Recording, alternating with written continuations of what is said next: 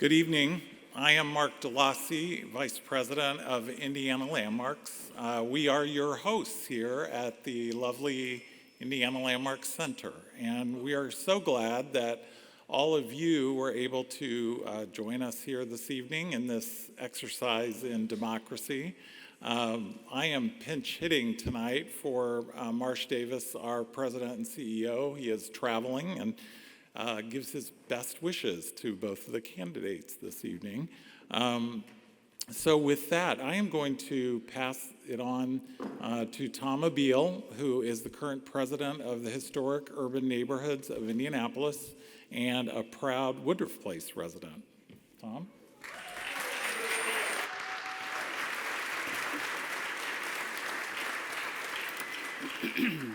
Thank you, Mark. Pardon me. On behalf of Historic Urban Neighborhoods of Indianapolis, our member neighborhoods extend their thanks to Indiana Landmarks for hosting this, our fifth mayoral forum. I have trouble with that word, mayoral. Let's all say mayoral. Good. I'll just defer to you every time I hit that word. Historic Neighborhoods of Indianapolis, or HUNI as we call it, is a coalition of neighborhood associations and individuals within Marion County. Founded in 1980, HUNI's primary purposes are A, to promote historic preservation, neighborhood revitalization, and other improvements within Indianapolis's urban neighborhoods. B, to provide a forum for the exchange of information, ideas, and experiences among individual and neighborhood association members. Letter C, represent member concerns to government officials and other authorities whose actions affect the health, safety, welfare, and quality of life of HUNI's neighborhoods. You can learn a lot more about our member neighborhoods, including walking tours, and you can learn a lot more about the issues we are working on by visiting our newly updated website at hunindy.org,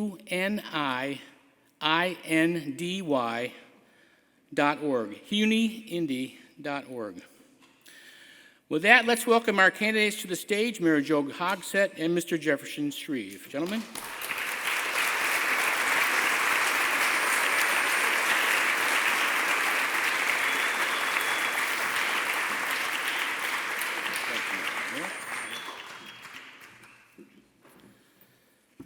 While they're taking the stage, I want to acknowledge that our government access TV channel 16 is broadcasting the forum live. They are recording it, and it will be accessible on their website if you want to revisit any of the comments tonight. First, thank you, gentlemen, for agreeing to appear together to answer questions from voters. We are all interested to hear your ideas on a variety of issues facing our city. With that in mind, we want to pose as many questions as time permits. So here's a quick review of the ground rules in today's format. Each of you will have 5 minutes to make an opening statement. Please feel free to use the podium. The winner may choose whether to go first or second. My heads? What would you like, heads or tails? Heads.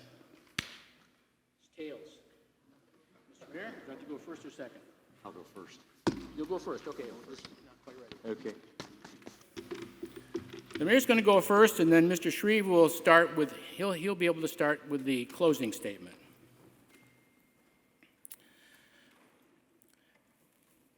With that, each of you will have 5 minutes to make an opening vision statement. Please feel free to use the podium. HUNI's President-elect, Paula Brooks, who's sitting in the front pew right down here, is our timer, and she will remind you to wrap up your statement when 15 seconds remain with a yellow card with a big 1-5 right in the middle. And she will let you know when you have run over, if that ever happens. What's the sound like? I guess we can hear that. Now, audience members have submitted questions on cards they got as they entered the building. HUNI leadership team meetings are busily reviewing them right now and consolidating them. Our team will read each question and ask the voter who submitted it to stand. Each of you will have 2 minutes to address the questions from your chair positions, and we will alternate who answers first. We want to get to as many questions as possible, so there are no rebuttals. Please just answer the question at hand, and again, our timer will remind you when 15 seconds remain. We'll take the last question at 6:45, and after your 2-minute answers, each of you will have 5 minutes to make a closing statement. You are welcome to use the podium for your closing statement. Again, the mayor will go first, and we will adjourn close to 7 p.m. Mr. Mayor, podium is yours. 5 minutes. Well, indeed, good evening, and thank you all for coming. I first want to thank our hosts this evening, the historic urban neighborhoods of Indianapolis. As you might imagine, there are more groups that want to host events such as this as there are days on the calendar. So you may be asking yourself, how does HUNI manage to host a mayoral forum every single election? Well, the answer is simple. We're all terrified of Marjorie. So, in friendship and in fear, I appreciate the opportunity to participate in another spirited discussion on the present and future of our neighborhoods that honor our city's past. Speaking of the past, I must admit that walking in here this evening is a bit surreal. That's because the last time that I was in this room, the historic sanctuary of Central Avenue Methodist Church, I was on this stage with my 25 colleagues from the City County Council being sworn into office. The date, January 1, 2020. A few days later, the World Health Organization would issue its first warnings about a new virus detected more than 7,000 miles away. What we would all come to realize is the months ahead and that which followed was that spirit of what we felt that day as we raised our right hands and took our oath of office. And that spirit would light the way for our city in the dark hours and days that followed. I don't need to tell this room what we collectively faced. Civilization was forced to retreat, silencing both our neighborhoods and our downtown. Bottled up for months, the building pressure of a long overdue reckoning with racial injustice, which exploded in cities across the country. All the while, a global pandemic snuffed out the lives of more than 3,000 Indianapolis residents. Though through the uncertainty and heartbreak of these historic moments, I am proud that when it comes to local government, we were united in those tumultuous times. Democrats, Republicans, progressives, conservatives. What mattered was that we could transcend our small disagreements to put our politics and our egos aside and embrace our obligation to represent Indianapolis as one city. More than anything, it was because of this spirit that I believe Indianapolis has emerged as a leader in the post-pandemic era. While other cities remain shuttered, we were safely hosting all of March Madness, the National Collegiate Football Championship, and the Indianapolis 500. The results, we've broken ground on a new convention center expansion, and major conventions are signing big contract extensions. While other cities struggled to deal with the dramatic increase in crime and poverty fueled by the pandemic, we were investing $150 million in an anti-violence strategy that focused on mental health, food insecurity, and the largest increase in police recruit pay in our city's history. The results? Last year saw a 16% reduction in murders, and we're on track this year for another double-digit decrease. And while other cities were forced to raise taxes or reduce neighborhood investment as federal pandemic aid dried up, we have shown the benefit of our work over the last 8 years by balancing the city's books and building a strong reserve. The results? We have fully funded a $1.2 billion infrastructure plan. We've added hundreds of new streetlights. And this year, we provided the first multi-million-dollar investment in neighborhood alley reconstruction in a generation. That's right, you heard me right. We're investing in neighborhood alleys.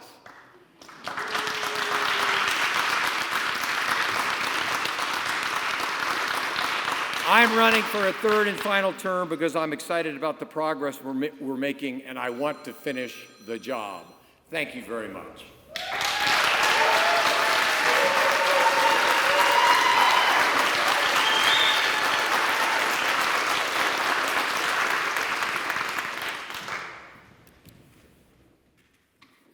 Folks, I'm pleased to be with you tonight. I'm pleased to be joined by my wife, Mary, in the front row, my sister and brother-in-law, uncle, some family that are in here, and then several folks that I have come to know over the years through my involvement with Indiana Landmarks. Mary and I have been members and supporters for 18 or 20 years and have enjoyed being in this space. I was in this room for this forum as an interested citizen 4 years ago.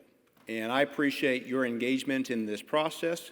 What we are doing, what you are investing in, from a time, energy, effort in the leadership of our city matters. It simply matters. Mayor, thank you for joining me tonight and sharing the stage with me. This is our first time. Marjorie, you do have some sway because this is the first opportunity that I've had to share the stage with our mayor. Our city's historic neighborhoods are especially important to me, but all of our neighborhoods matter. Cities are, of course, a collection of neighborhoods. I'm a son of this city. I grew up on the near south side. I've lived in Lawrence Township. My wife is from Washington Township. We've lived in or have places in Pike Township, and so we've gotten around this city. I took my first job where I put a necktie on every day in the Capitol Center building on Illinois Street as a young man. Our city has a rich history, and we must protect that. I've been a member and supporter of this organization and many of our neighborhoods for some time now. As the challenger, you may not know much about me. I've spent my career as a business exec and had the pleasure and the challenges and the opportunities to serve twice on our city-county council. I represented 2 districts on the south side of town and the downtown, near end of downtown and the south side. I served on the Metropolitan Development Commission, an important land use body for everyone that's involved here. I founded a company just shortly out of school called Storage Express. I grew up from the ground up. I grew it into the largest self-storage company headquartered in Indiana. Over time, I'd built about 150 facilities in 6 states. Started selling a few years ago. The last piece of it, which made the news, was to a public company, Extra Space Storage, largest self-storage company in the world. I continue to serve with them on their board of directors. But that's my business background, combined with my civic and municipal background. I'm the product of an IPS education. I'm a graduate of IU Bloomington and Purdue West Lafayette. I served as national chairman of IU's 750,000 strong alumni association, and I've served now for a decade on the chancellor's board at IUPUI.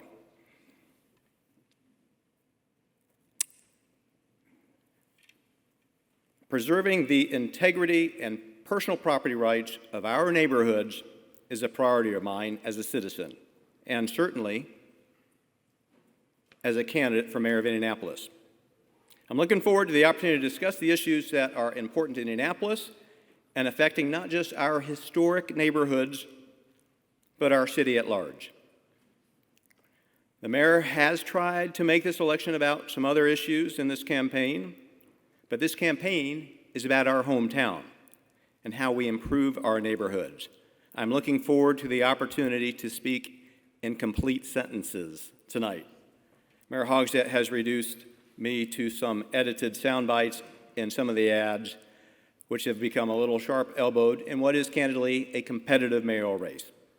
I'd be remiss by not referencing our public safety challenges. I know HUNI's interested in this and others, things beyond public safety. That's what tonight is about after all, and I look forward to sharing my views and responding to the issues that are important to all of you. Thank you again for the time this evening.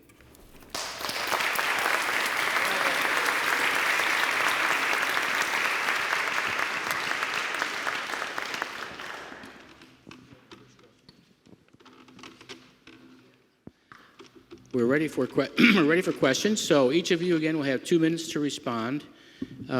Since you won the toss, Mr. Mayor, you can elect to go first to answer or second on the first one. Then we'll switch back and forth each time. I'll be happy to go first. Okay, Gary. Gary. This first question is actually from HUNI, so there's no one from the audience standing here to ask this question. What are your favorite examples of local government working closely with neighborhoods to protect and promote the welfare of our communities?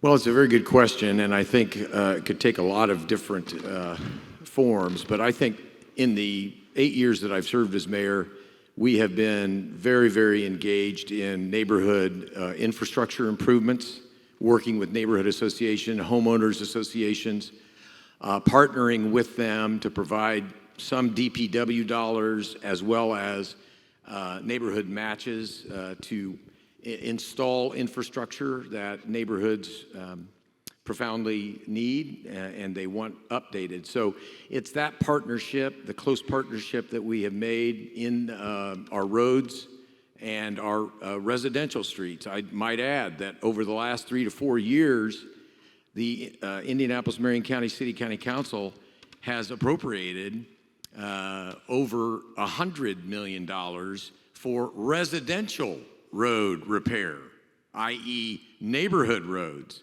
because everyone in the audience understands that the bulk of our infrastructure budget goes to major thoroughfares. But this administration has made residential road repair and neighborhood roads a priority.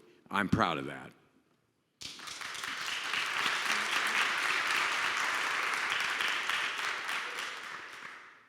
Thank you. The next question is to Mr. Shreve. Don't I take the same question? Are we doing the same question? You're the boss. Sorry. I thought it was Or Marjorie's. I'm sorry about that, Joe. So I'll respond to the same question? All right. Well, I would lead off by responding with, I'm not so proud of the condition of many of the roads in our city.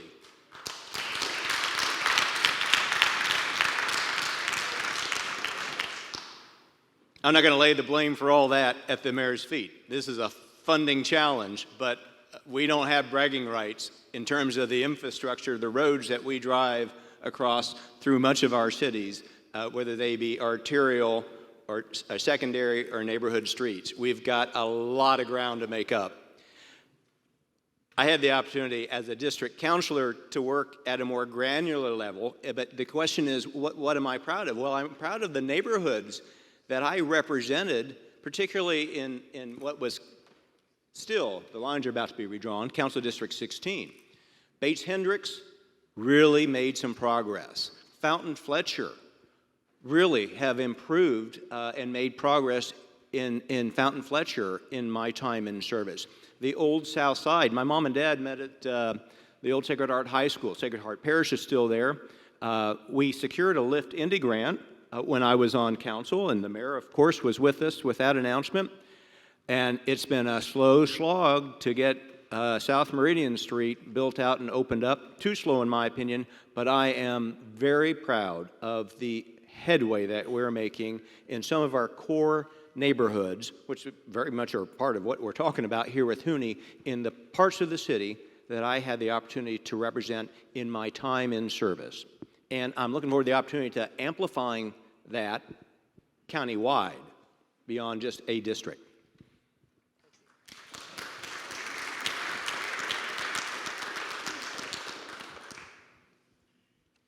All right, Marjorie, point of clarification, because we're doing questions, reading questions for the first time for this forum. Each question that is asked, then both candidates answer both. And this time, Jefferson will start. Okay. It's all new to us, folks. All right, so here's the first question from the audience. It's on the interstate. Brenda Frigi, would you please stand? There she is. All right. So, Mr. Shreve, the Rethink Coalition, in partnership with the Indy Chamber, CICF, Indiana Landmarks, is leading the efforts for reconstruction of the I-65-70 inner loop as a recessed and compressed highway that would realize substantial economic, social, environmental, and quality of life benefits for downtown Indianapolis, the surrounding neighborhoods, and the central Indiana region. INDOT is currently studying how the interstates inside I-465 will be reconstructed over the next 20 years. How will your administration support the realization of Rethink's vision for transformational change and equitable economic development opportunities?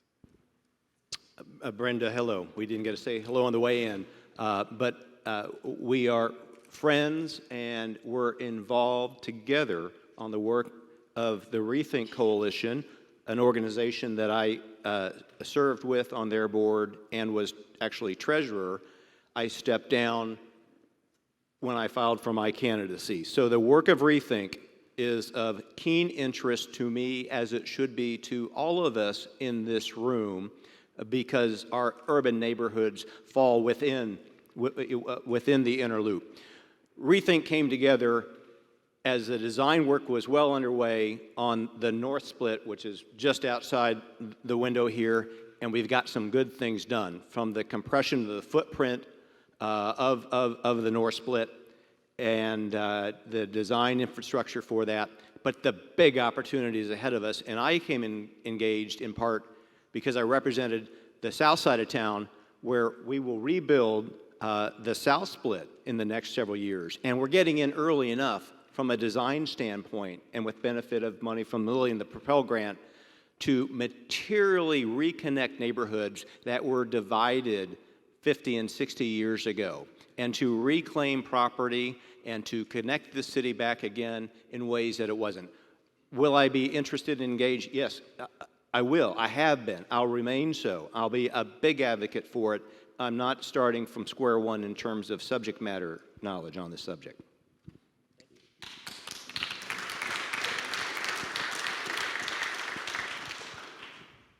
I believe Brenda Frigi has connections with everyone in this audience. She's a good friend of yours, Jefferson. She's my former pastor at Roberts Park United Methodist Church, right across the way. So Brenda, thank you for your question. We recently had a visit here in the city of Indianapolis by Secretary Pete Buttigieg. And the secretary brought with him a nice $25 million check that we were recently working with INDOT and Rethink and other partners to secure. This $25 million from the U.S. Department of Transportation, and the grant is intended to study the South Split. So I look forward to working with all of you, the Rethink Coalition, and the neighborhoods that are going to be impacted, and see what is possible once this $25 million study is complete. I'm proud to have been a part of obtaining it, and I look forward to its results.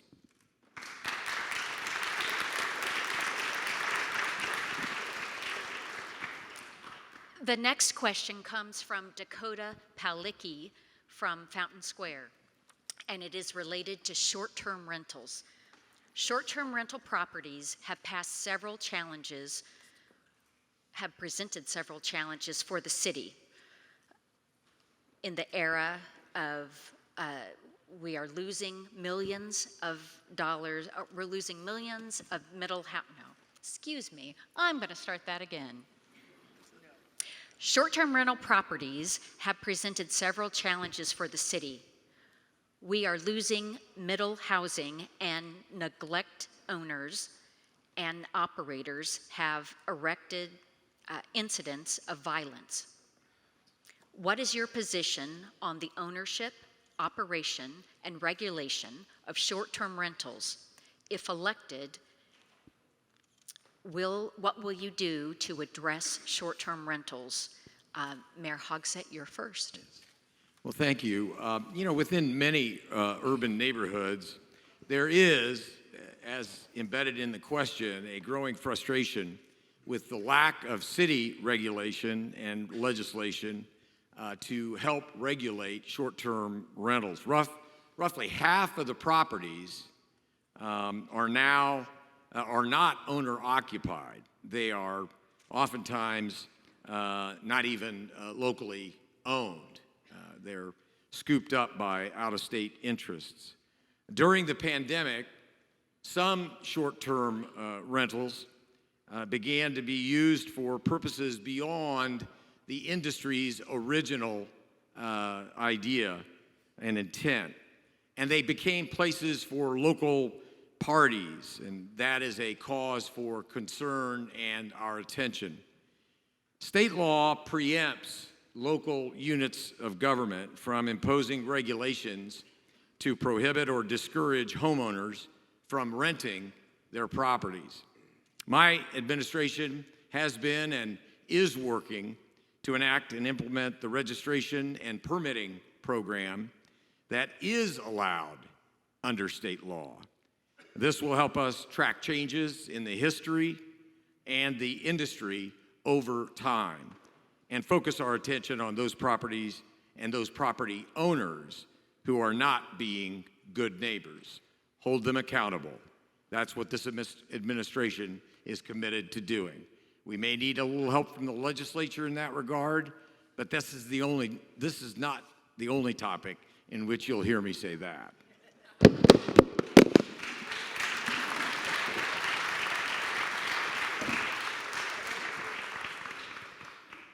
I think there are two dimensions to the question. Short-term rentals, specifically being, though, perhaps the Airbnb sort of model, as opposed to corporations that are acquiring large swaths of housing stock in our city in what were traditionally owner-occupied neighborhoods. I don't want to conflate the two. I want to acknowledge that both are challenges for our city, because neighborhoods with a high concentration of owner occupancy are just better neighborhoods, because people invest in their own neighborhoods and they look after their neighbors. And from a policy standpoint, we want to encourage that.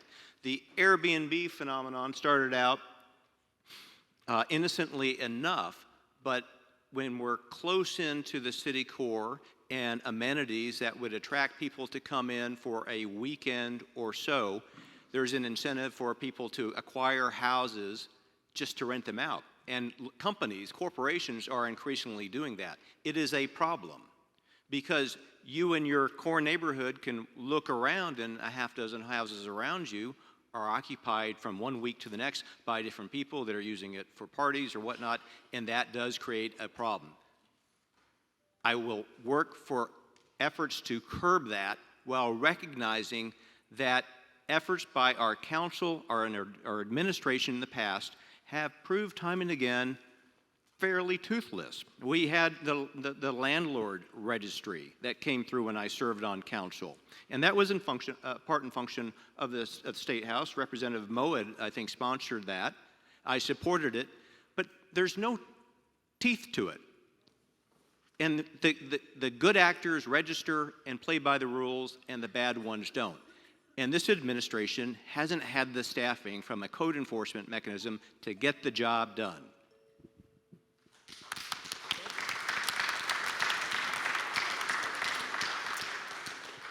This question is on housing diversity. And Jennifer from Ransom Place, would you please stand and be acknowledged? How, or rather do, you support having increased housing options for all income levels, particularly in our historic neighborhoods? I would love to hear details. Mr. Shreve, you'll go first. The more desirable the neighborhood, the more likely the costs are to be to buy or rent. And our historic urban neighborhoods enjoy that desirability. That does, by market factors, generally make it more expensive. There are some non-market rate sort of examples in and around here, but with that range of housing stock offerings is going to vary across this city. And we need affordable and workplace housing and premium housing as we work to attract the gamut of people that will live and lay their heads in the city, because that's how we fund it. People pay their taxes where they lay their heads, and so we've got to build our population.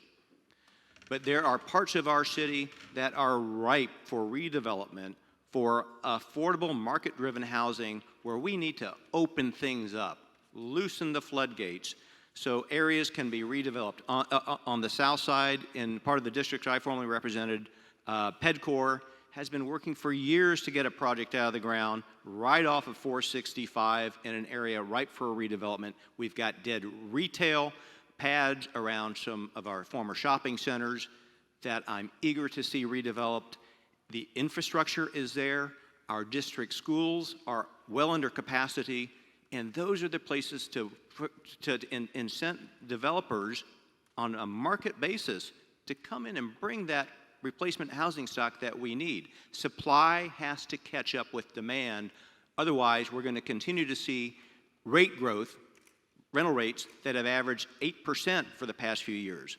Most people don't have income growth at 8%. So we've got to increase supply to meet demand to get our housing stock costs back in check.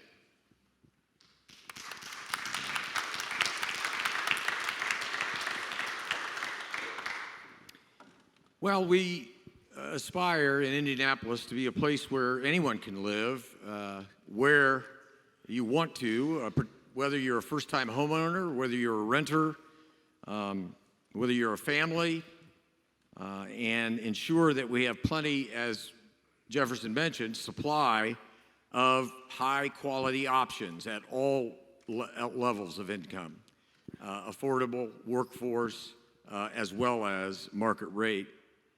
And we want to do what we can as a city to help people stay in their homes.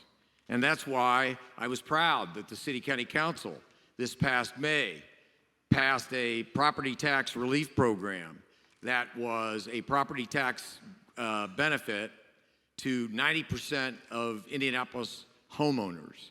That helps people stay in their homes. Recently, the late Senator Jack Sandlin shepherded a anti-displacement pilot program for our Riverside neighborhood, which is intended to limit longtime residents' property taxes so that intergenerational families will be able to afford to stay in their homes.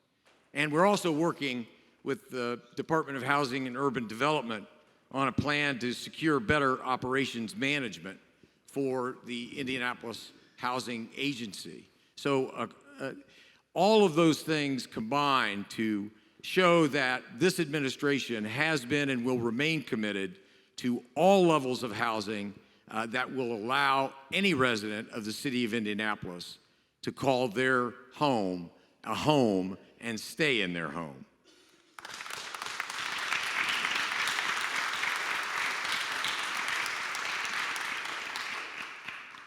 Well, we're going to agree that we don't want gentrification, which is desirable. Oh, I'm sorry, Paula. I apologize.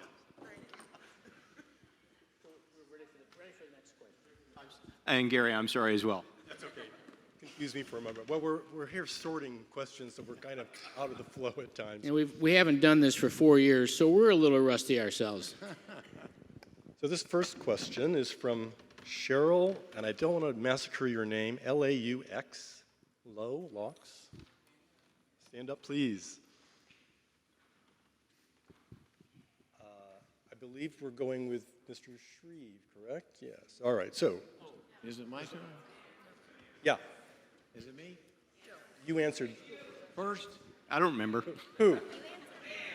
You answered first, second, so we're back to Mr. Shreve. Marjorie, we apologize. We're the ones messing it up. Goes to Joe. This is for me. Okay, got it. Indianapolis has a sticky relationship with the Indiana State House. How will you work with them when they constantly work against our interests, i.e. abortion ban, no turn on right? Well, I always try to be careful in answering this question because there's always another session of the General Assembly upcoming. But look, I'd answer Gary just very directly. We were, as a city, more successful this past session of the Indiana General Assembly than we have been at any time during the 8 years I've served as mayor. Most recently, the $20 million that we announced yesterday that will provide a housing hub for low barrier shelter for the city of Indianapolis. That was made possible.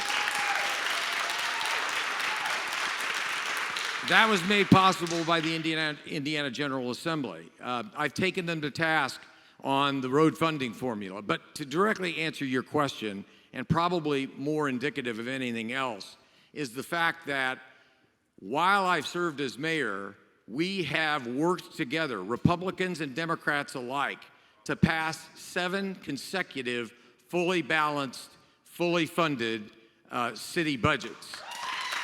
And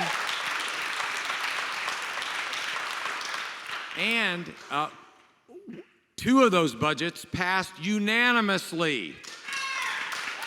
All 25 members of the council voted for unanimously voted for 2 of those budgets. Now, you may remember my first term, the council made up of 25 people, was 13 of one party and 12 of the other. Now, in Washington, D.C., they call that a deadlock. Nothing gets done. Yet in Indianapolis, Republicans and Democrats consistently come together, hopefully because of my leadership, to do the right thing.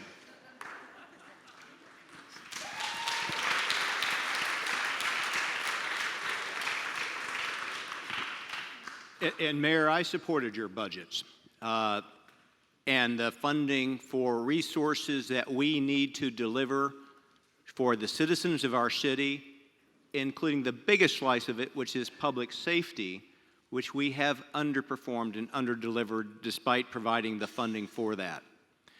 As to the General Assembly, I will lean heavily into those relationships, as I will with the leadership in the donut counties around us, so we can work regionally in advocating with the General Assembly to advance the interests of Marion County and the region, amongst other things, for a rationalized road funding approach to the formula. But I will be more engaged and would argue that I will spend more time on those relationships, both with the leadership in the donut counties and with the leadership in both chambers of the General Assembly than Mayor Hogsett has.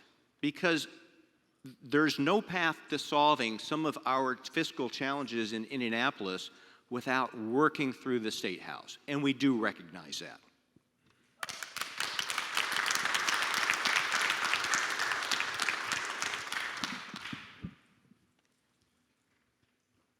To Mayor Hogsett. I think Why? it's Jefferson's turn. He just answered, he just finished a question. He just finished an answer. Don't we go?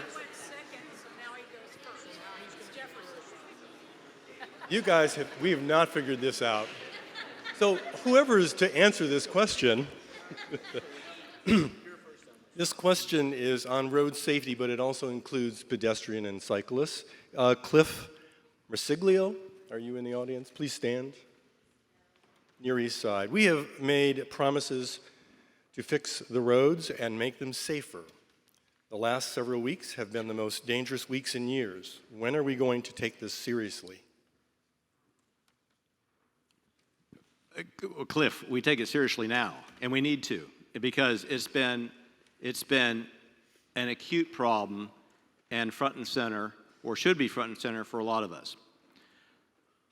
As a district counselor, I had the opportunity to sponsor a proposal to make a intersection control, speed limit reductions, no right turn on red, and it's my opinion as a former council member that those decisions should come through the counselor who knows those details best, hears from constituents, thinks about whether we've got an intersection with the sight lines that make a difference or the cultural trail crossing it. I don't think that those decisions should be made at the other end of Market Street.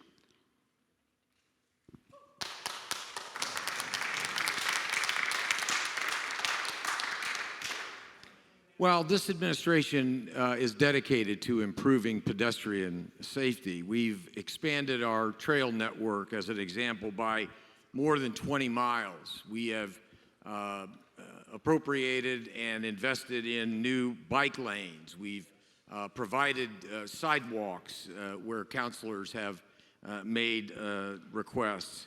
Crosswalks have been a priority of this administration. And to Jefferson's point, we are engaged in reimagining roadways through our complete streets policy to accommodate all road users. That comes in the form of oftentimes changing one-way streets into two-way streets, which not only provide for better pedestrian and crossing safety, but it slows traffic down. Too many of our streets that particularly are one-way might qualify as interstates. That's how dangerous they can be. That's why we're trying to slow traffic down. And obviously, we collaborate very closely with Park Indy to make sure that our bike lanes remain clear and passable. So a comprehensive commitment to pedestrian safety, to better crosswalks, sidewalks, adding other lane miles to our trail network, and making this an enormously better walkable place, and every form of multimodal transportation.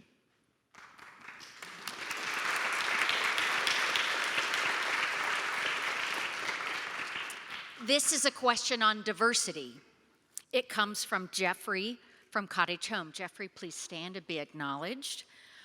What is your philosophy about hiring a diverse leadership team? Can you give examples when you have showcased the importance of diversity? Mayor Hogsett, you'll lead. Well, I know I'm not objective when I say this. It's just my opinion. This is the most diverse administration that the history of the city of Indianapolis has ever seen. I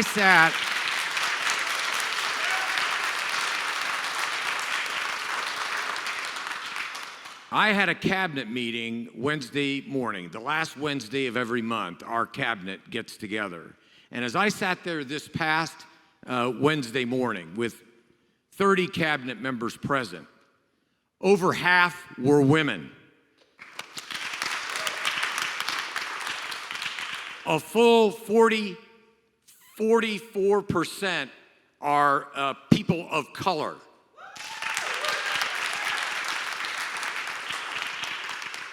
We have 3 female deputy mayors. 2 of those 3 women are women of color. That's the kind of leadership that this administration has brought, and that's the kind of commitment to diversity and welcome to all residents of the city of Indianapolis.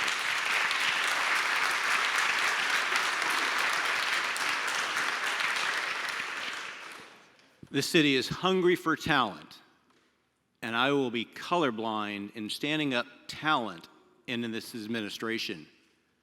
The efficacy, the legacy of any mayoral administration is a function of the talent deck that he or she stands up around the mayor's office. Our great mayors have been surrounded by terrific department heads.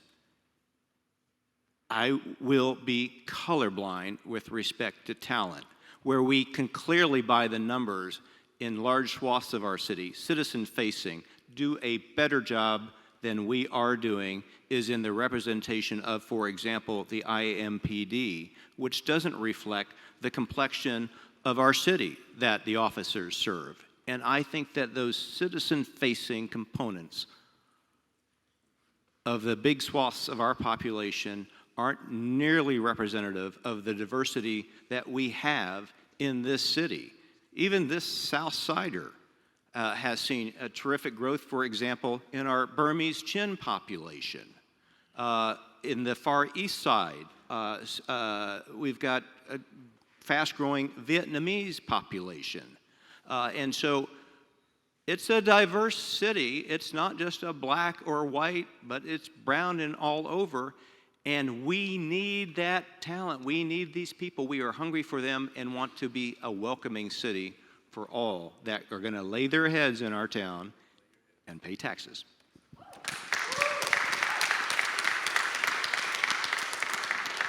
And speaking of taxes, this question comes from Zach from Windsor Park. Zach, please stand. And I am asking this question in particular, Mr. Shreve. I know that Mayor Hogsett has actually touched upon this, and you'll be able to add to your answer if you choose to from what you talked about earlier. But to you, property tax is going through the roof. How will you protect minority and working class constituents from being priced out of their homes and neighborhoods? The premise of the question is that property taxes are going through the roof. We've got the 1% tax cap, but perhaps it's the assessed valuation that keeps climbing and has risen dramatically as home prices escalated, in part a function of that supply not meeting the demand element that I talked about, which we need to correct. We need to open up the supply pipeline to a far greater degree here in Marion County. We also are today in an 8% rate environment, and so home prices are coming down and those AVs won't continue to go up. We don't want to tax people that don't have any interest in moving out of their neighborhoods. Whether that be a function of gentrification, which accelerates or exacerbates that, or just the general increase in the AV. How can we cap those increases incrementally? I don't think that we can at the municipal level, to be honest with you. And we have to recognize constitutionally what we can do and can't do, and that's where leaning into those relationships with the members of the General Assembly will be so important to advancing the interests of the citizens of Indianapolis. I will be lobbyist in chief at the other end of Market Street toward the interests of the citizens of our city on fronts such as that. Do you want to add to your?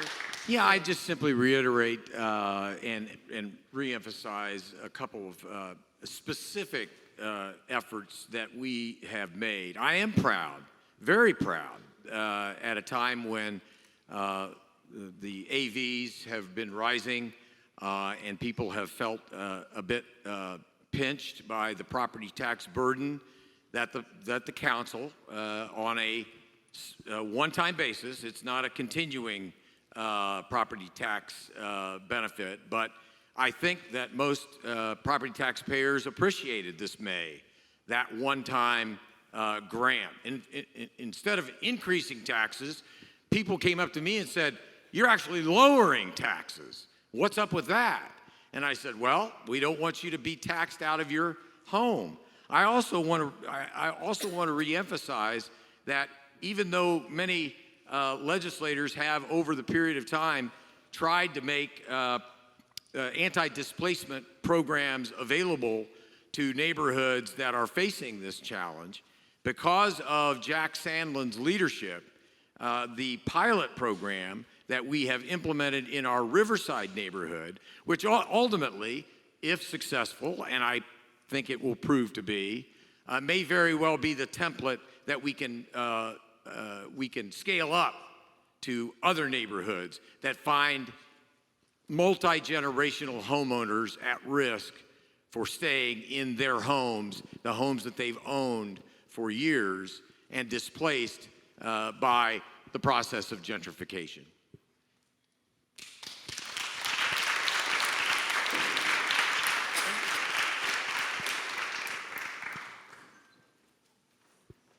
The next question is from Chloe Hartford from Butler.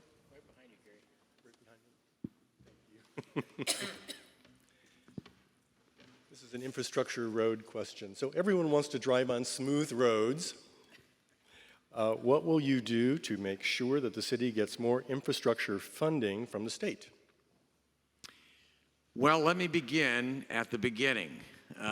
We are in the process of passing in the budget for operating 2024 the beginning of a $1.2 billion infrastructure package that will be used over the next several years for infrastructure improvements. But one thing that both Jefferson and I referenced to an earlier question is the need to fundamentally change the road funding formula that the state has.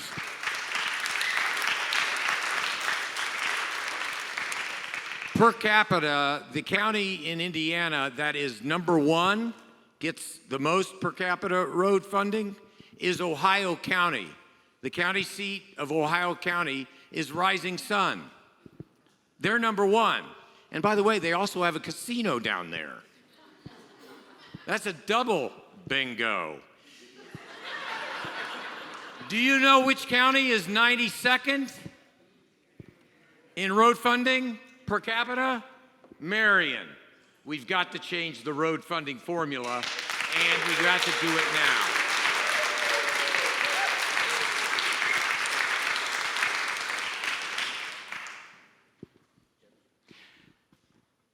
Where we do spend the dollars that we have to work with, we've got to do it efficiently, timely.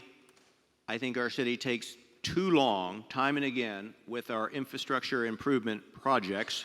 Time is money, and it costs people time and commute time, and we tie off businesses for too long in access. We can and need to do better on that front. North Meridian Street is getting repaved. I'm confident that project will be finished by November 7th. And so some of our higher income parts of our town see the benefits, but it's in the lower income areas where potted roads can inflict the most damage to people that don't have the resources to replace a bent rim or a tire, or if they can't get to work, they lose their job. And so we've got to be equitable in where we spend that money that we do have to work with around, and be as efficient with it as we can, while concurrently working again regionally, because there's strength in numbers, to lobby our General Assembly to rationalize the road funding for the Indy Metro. Because it's not just Marion County that has 4- and 6-lane arterials. Increasingly, Fishers and Carmel and Greenwood have this challenge as well. And there's strength in numbers, and this administration is going to work hand in hand with the leadership in the donut counties in ways that Mayor Hogsett hasn't lent into in the way that a Shreve administration will.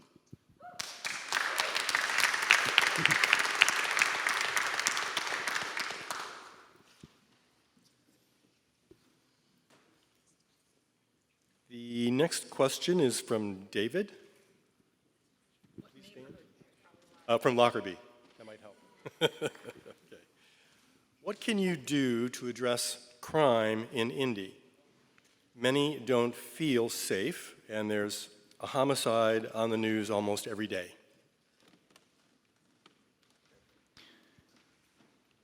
Well, we've got to do better.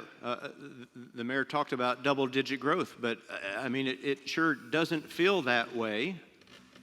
We will be over 200, we play this out, we'll be over 200 homicides again in 2023. And that's no way for citizens of this city to live.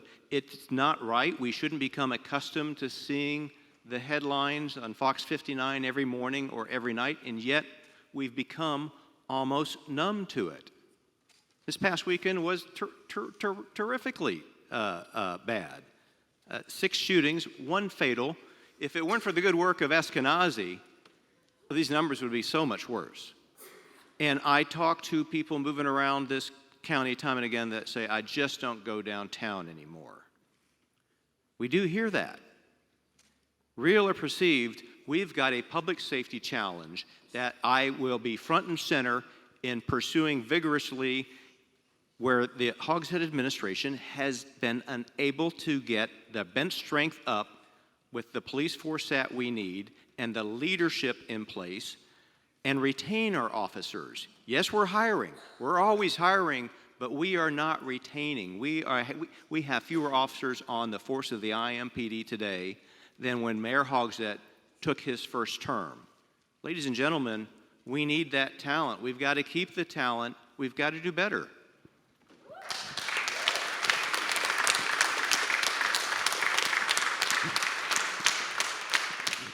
Well, the truth is that of the $420 million that the city of Indianapolis received from the American Rescue Plan, we have dedicated nearly 40%, or $150 million,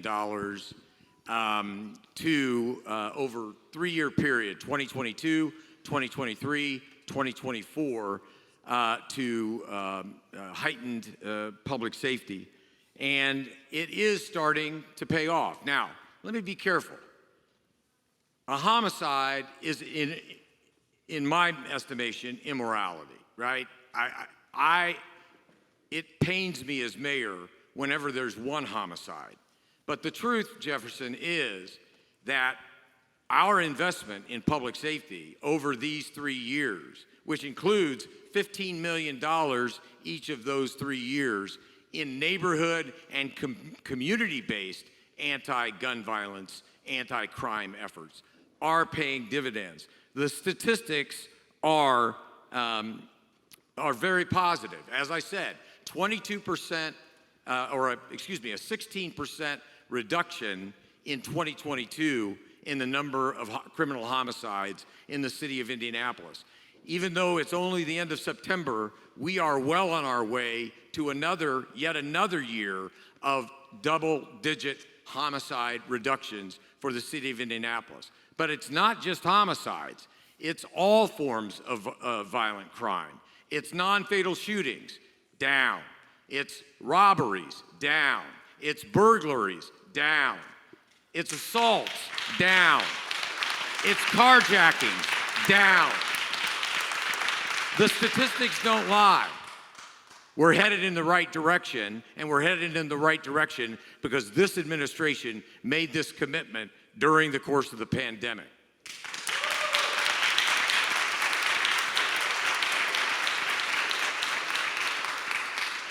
Now you're ready for my question.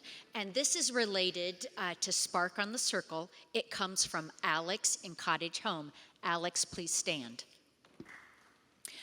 I love hanging out at Spark on Monument Circle and think it has brought many people to our historic center.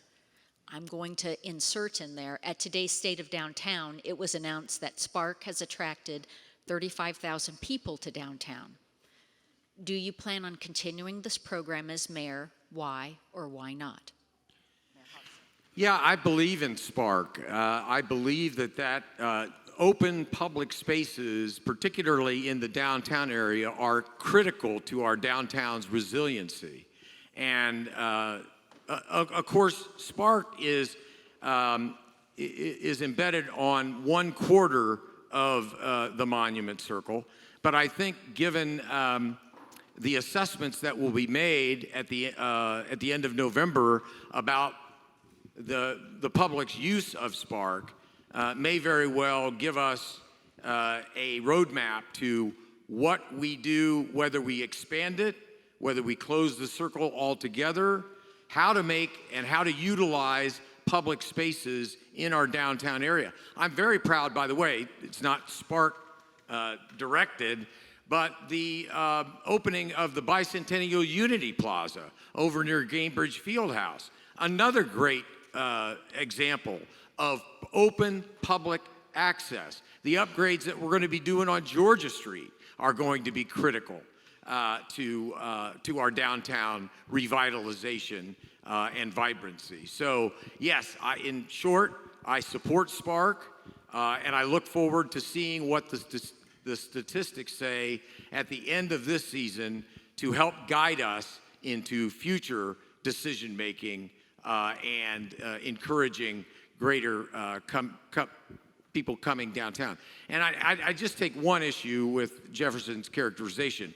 While there have been people who have said to me that they're afraid to come downtown, they don't live downtown. They live in the surrounding counties.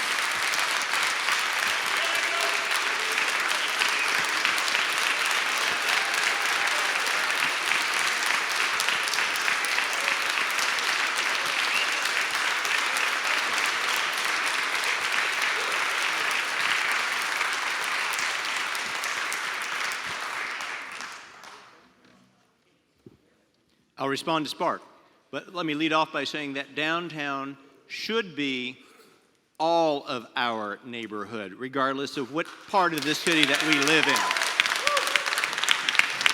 Those that live in Lawrence Township or Warren Township should feel that they are at home and comfortable and safe in our downtown, so they enjoy the investment and the concentration of the resources that we have in this city. And it is the reality, unless one is tone deaf, as you move around, that you hear from people, I just don't feel safe going downtown anymore. And we hear that, too, from people up across the Hamilton County line or down south of Johnson County.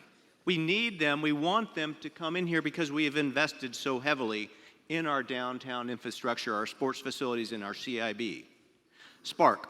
I take a cautious approach to it. It's novel, it's pretty, but if it is a precursor to closing Monument Circle, I do not favor it. I think we need to make downtown connected and navigable and safe for vehicles, pedestrians, bicyclists, but closing the crossroads of Indianapolis, our original roundabout, to vehicular traffic is not something I'm in favor of. I know the Symphony is not in favor of that, the Columbia Club, our Signature Real Estate, the Anthem headquarters has been vacant for 4 years. The Emmis building is up for sale at half of its replacement cost. We need that connectivity to have a vibrant Monument Circle. And so I will be keen to see it open, while experimenting with things like Park, open to that, but closure of the circle, not open to it.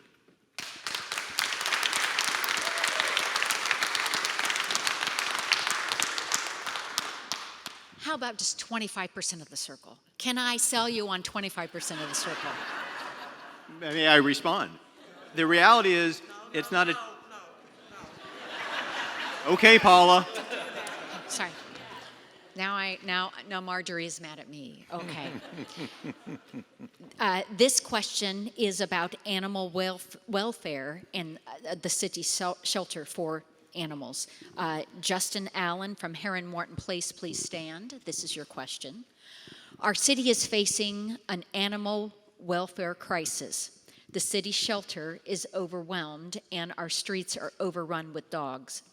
Meanwhile, the new shelter facility announced in February of 2021 has yet to break ground.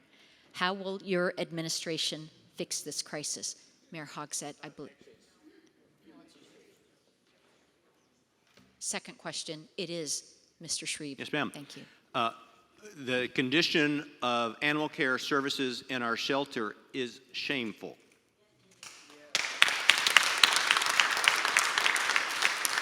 I stopped out there last Saturday, maybe 2 Saturdays ago. They were having another adoption event as we're trying to place animals, but the conditions are shameful.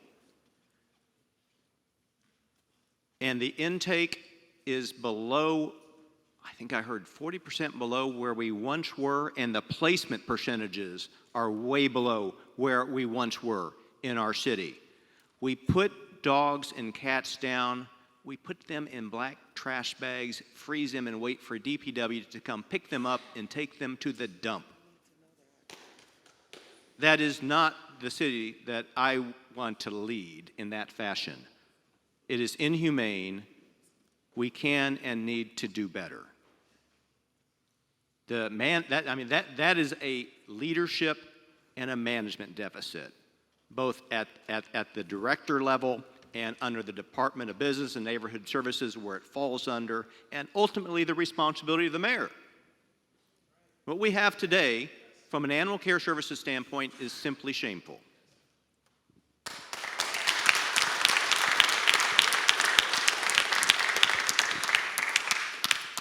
Well, once again, I'm going to have to respectfully disagree with Jefferson's statistical analysis. Here is the truth. When I became mayor, the adoption rate at Animal Care and Control under Mayor Ballard was, actually to his credit, Mayor Ballard had raised the adoption level, but it was about 60 to 65%. The adoption rate at Animal Care and Control today is 85%. And in several years of my administration, it's been as high as 90%. Now, we do need a new facility, and we are working diligently for that. But as a pet owner myself, and as a member of a family who had to put our beloved cat down, these things are personal, very personal to me. That was one day that I never want to experience if I can avoid it again. I am committed, this administration is committed to continuing the good work. We'll build new facility and we will house our pets humanely and we will find homes for them. It's a priority of this administration. And I'm proud that several years during the Corse administration, we have set record adoption statistics.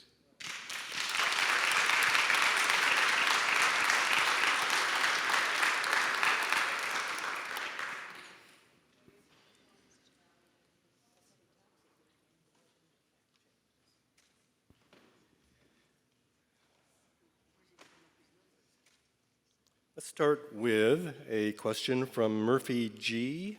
Butler Charkington. Please stand. Thank you. How can the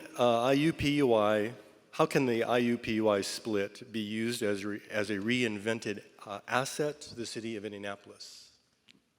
I think it's me.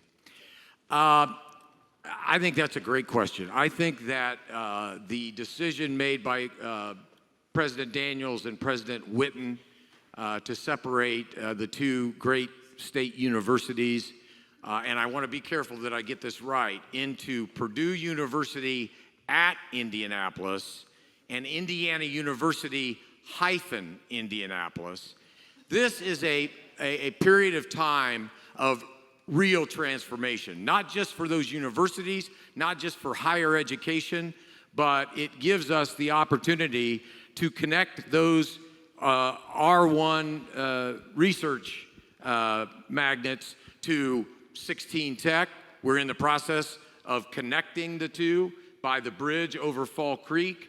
But economic development in the 21st century for cities like Indianapolis and others really comes down to talent attraction, talent recruitment, and talent retention. And I believe that the two separate universities working toward a shared goal of making Indianapolis a destination point for young people and older people who are wanting to go back to school or to get a higher educational degree or opportunity, it will be transformative for the city of Indianapolis. And this administration has been a part of the important discussions that have been going on about what those two universities will look like. Now, let me just be careful in my equity here. I'm not saying that we ignore Butler or UIndy or Marion. Those are great schools as well. But for downtown, Purdue University and Indiana University could be a transformative moment for the future of Indianapolis.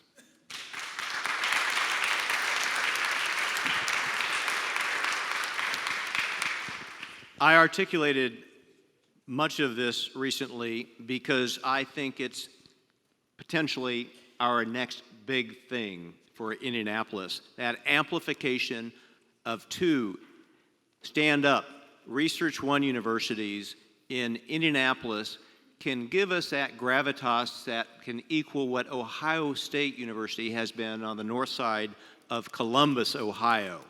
And then the opportunity for the tech transfer arising from the innovation, from the life sciences on the IU side of it, and the hard tech side of it on the Purdue side of it, can create not just opportunities for smart people to come here, potentially stay or move on, but for that innovation and to stand up enterprises, industry, and populate the near west side and downtown of our city.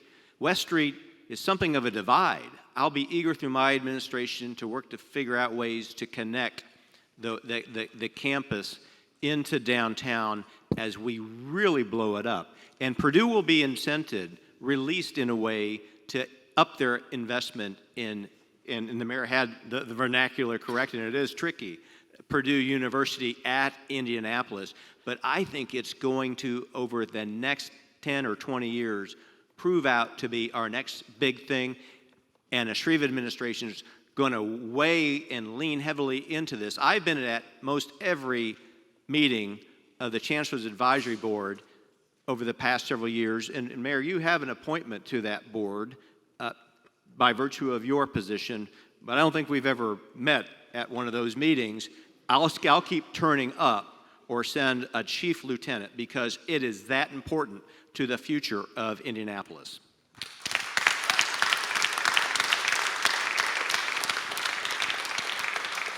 This will be our final question, after which each candidate will have 5 minutes for a closing statement. And Jefferson, you'll go first for the closing statement. Gary? John from Bates Hendricks has this question. John, I don't feel as if neighborhoods are allowed to give input on projects. How will you ensure neighborhoods are allowed input and the input is utilized? I think neighborhoods are allowed to have input if their counselors are doing their job and are accessible. They have the ability to ask for an automatic continuance. What I don't think this administration does particularly well is to give affected neighborhoods a heads up of what they may have in the works or is coming down the pike, whether they be neighborhoods or affected businesses. Plans for the closure of Georgia Street, for example. The city market and our plans that we've learned about to redevelop that. We've got to humanely communicate with those that live or work in parts of our city that we may have plans that are well down the pike to change or redevelop them and give them a heads up. and we don't proactively have that outreach. But I do believe that neighbors have the opportunity to come before our boards and commission and be heard, because I've been in the chair as people have had their time at their microphone. And that's the way the system should work.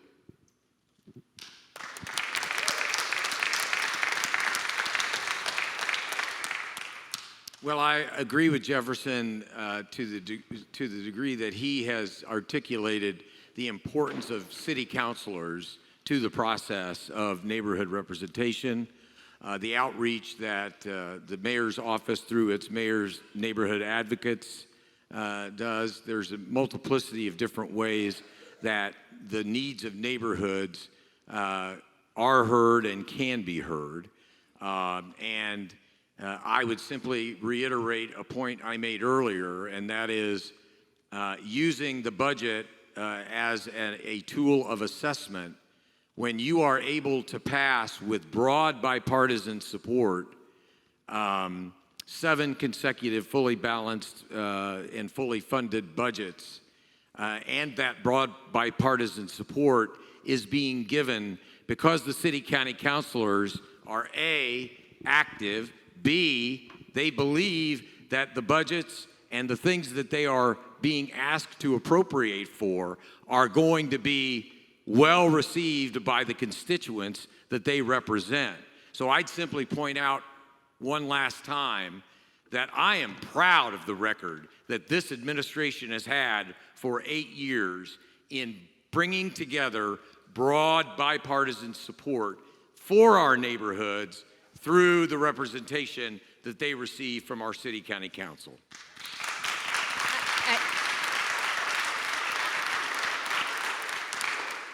I am not going to ask another question, but I do want to let everyone know who submitted questions today. If your question was not asked, please rest assured we are scanning every single question. We will give it to each gentleman so that they will know your questions and what is important to you. I also want to say, if you want to follow HUNI via its website, which has been recently updated, look for us at HUNI, H-U-N-I, Indy, I-N-D-Y.org. Please pick up your copy of the Urban Times on your way out. There is a great HUNI article about the new website update in there. Thank you. Mr. Shreve, the podium is yours for a closing statement. 5 minutes.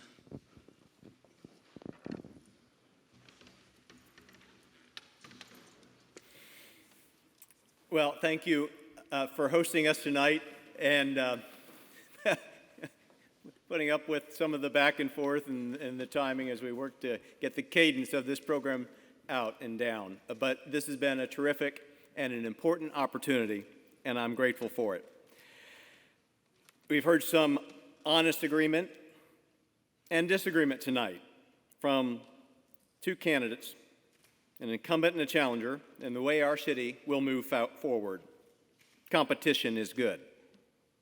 The competition for ideas is good. I'm glad we shared it. I know that those in attendance will make their choice wisely. I hope that those that aren't here will tune in over the 40 days that remain and make their choice wisely. These are issues that matter to our city, and they aren't red or blue. This wasn't a public safety forum, but I want to reiterate to each of you that as you make your choice this fall, every positive change I hope to make for our city stems from first creating a safer environment for each of us to live and work. We can't preserve the value of our neighborhoods if the streets aren't safe. We need to protect those who obey our laws and contribute to our society. We need hundreds more police with proper training and tools. We need to have their backs. We need top-shelf talent in the public safety director position and at all levels of the city-county building. We need to solve capital crimes. It was just an administration ago that the solve rate on homicides crested 80%. It's 35% today. That's unacceptable. We need an entirely new approach to the mental health crises. What's been introduced from a budgetary standpoint before the council is candidly a drop in the bucket from where we're going to need to get to. We know that so many of our police runs are in fact mental health runs, and we need to retool the system to properly address that. Mayor Hogstadt's career has been in politics. Mine's been as a business executive who has also had some experience in this municipal public space. I know how to roll up my sleeves and get to work every day. When you're sworn in as mayor, you become the mayor of Indianapolis and the chief executive officer of Marion County. That's the job title. My business executive experience, coupled with my stints on the council and the MDC, have prepared me to lead this city with a fresh set of eyes, a fresh sense of energy and urgency, and a passion to get things done, not to make promises. A mayor with 8 years has a record, not just plans. And there is a distinction there. We're 40 days from November 7th. This is a competitive election. Let's litigate the last 40 days, Mr. Mayor, of this campaign in an honest way, the way the citizens of our city deserve. The past 6 months have been a privilege to get out in this city and talk with residents about the issues that matter to them. I grew up in this town. I was born here, and yet every day I turn down a street or up a road that I hadn't been up before. It's been an extraordinary experience. I'm here tonight because there is so much value in Indianapolis, our hometown. It's worth preserving. That's why I am running for mayor. We can turn things around together. And for the chance to do that, I ask for your vote. I believe in this city. I believe in its potential. I believe our best days are ahead of us, and I'd be honored to have your support. Thank you all.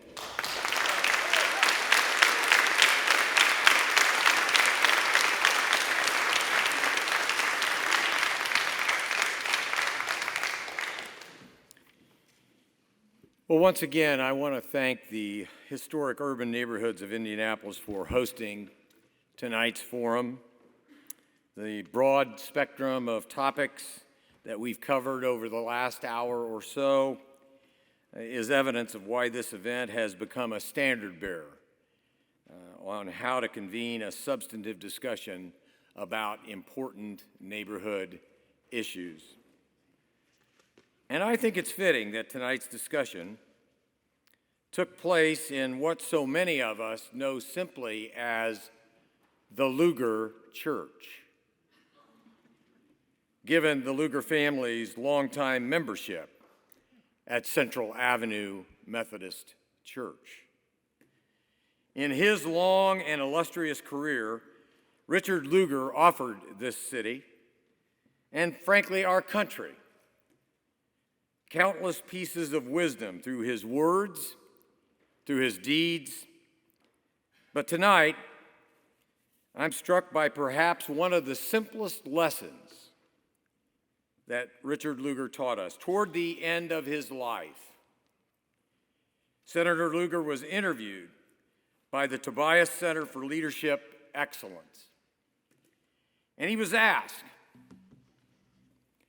how a white man from a relatively privileged background had come to understand and relate to the people of a large and diverse city like Indianapolis. Without missing a beat, Senator Lugar responded, "Well, I listened to them."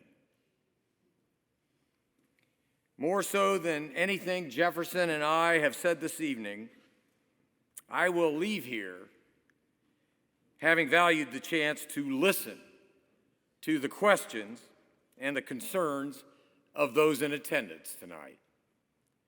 I want to thank each and every one of you for taking the time out of your busy schedules to be engaged citizens. Our city needs more rooms like this one, and with people such as you. I know it's late in the evening, so I'll be brief in conclusion. Serving as mayor has been the privilege of a lifetime, and I would be honored to be given the opportunity to finish the work that we've started over a third and final term. Over the last 8 years, I've constantly worked to put the interests of our neighborhoods at the forefront of city policy. We've worked to improve our physical infrastructure while investing in the types of amenities that ensure Indianapolis is a place that every resident can be proud to call home. I do not come before you to declare that we've solved all the challenges that our city faces in public safety and economic and educational equity, in neighborhood quality of life. There remains work to be done.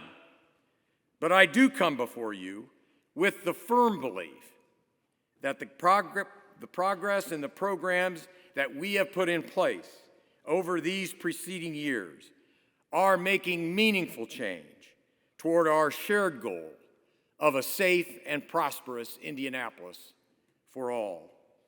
And I've never been more confident in that vision because of what is in this historic chamber this evening.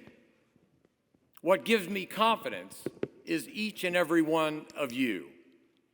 The energy of your neighborhood leadership, the love of community that ties the work you do to a proud 200-year tradition of civic collaboration in Indianapolis, and it has always produced progress. And I hope I'm given the honor to work with you to continue that tradition for another 4 years. Thank you very much for being here tonight. Thank you very much for sharing your concerns with us tonight. I hope it's been helpful to you, and if given the opportunity, I do look forward to continuing to work with everyone in this room and every resident of the city of Indianapolis. Thank you very much.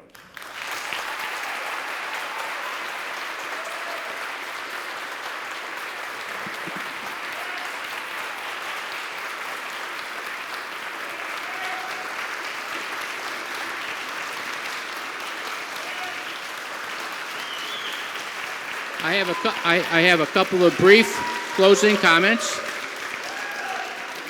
Historic Urban Neighborhoods of Indianapolis extends thanks to both Mayor Joe Hogsett and Mr. Jefferson Shreve for appearing here together today. And thanks once again to Indiana Landmarks for hosting us in their beautifully restored headquarters. And please vote on Election Day, Tuesday, November 7th. Finally, Marsh Davis, president of Indiana Landmarks, gifted for each of you copies of a biography of Mayor Thomas Taggart, a great mayor who was known to reach across the aisle, a hallmark that every mayor wants to leave as a legacy. With that, we are adjourned.